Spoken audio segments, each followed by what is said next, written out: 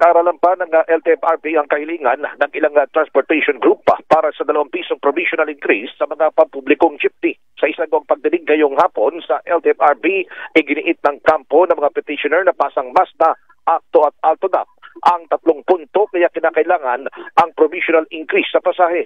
Kabilang dito ang madalas na pagtaas ng presyo ng produktong petrolyo, pagtaas ng operational at maintenance expenses, at bagamat nagpapasalamat ang mga operator sa subsidiya ng pamahalaan ay hindi pa rin ito sapat sa gastusin.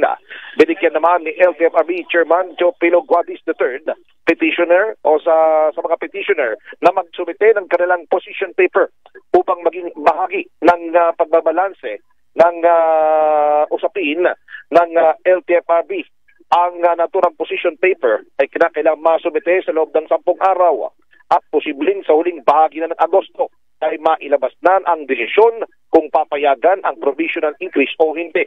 Nakikipag-ugnayan din ng LTFRB sa NEDA upang alamin ang posibleng epekto ng provisional fare increase kung ito ba ay makabubuti sa mga transport group, sa mga pasahero at sa ekonomiya ng bansa.